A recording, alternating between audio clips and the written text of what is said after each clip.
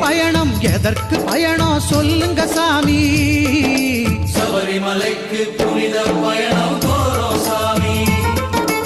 எங்கே பயணம் எதற்கு பயணம் சொல்லுங்க சாமி